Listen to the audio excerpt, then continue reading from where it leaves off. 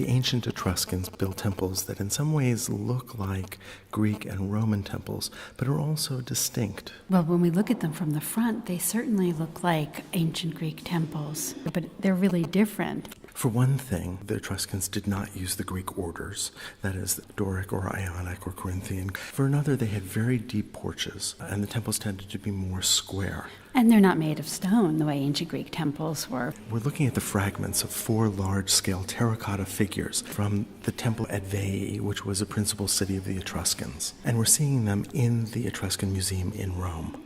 In ancient Greek architecture, we might expect to see figures like this occupy that pediment, but instead, these figures lined the rooftop. And like ancient Greek sculpture, they were very highly painted. So it's such an interesting moment in Italy in the 6th century. We have Greek colonies in the south of Italy.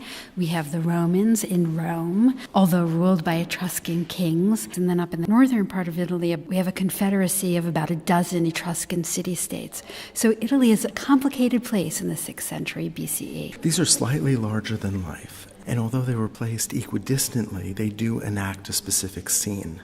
This is a scene from ancient Greek mythology. It's the 3rd labor of Hercules. Hercules is sent out to capture a very large deer with golden horns. Now, this deer is very special to the goddess Artemis. And actually, the idea is that the person who sent Hercules on this labor wants to annoy Artemis, so that she punishes Hercules. Now, Hercules is known in the original Greek as Heracles, and he's shown here with the golden hind under him. He has been able to capture it, and now he's being confronted by both Artemis and her brother Apollo. They want the deer back.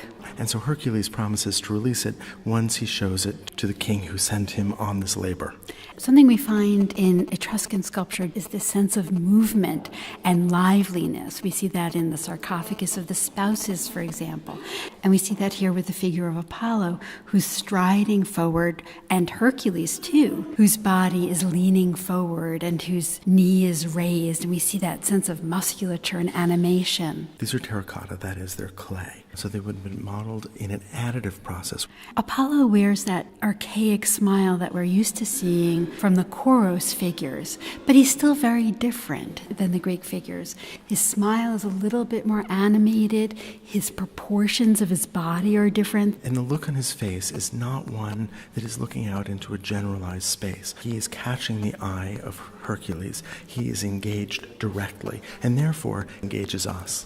And just like their faces are stylized, their bodies are also highly stylized. There's almost a sense of twisting at the hips, and the shoulders are overly rounded and broad. This is not a naturalistic depiction of the body. And the artist seems to favor detail. For instance, look at the way that the drapery falls flat, creating these lovely little loops. And look at the marvelous detail of the feet.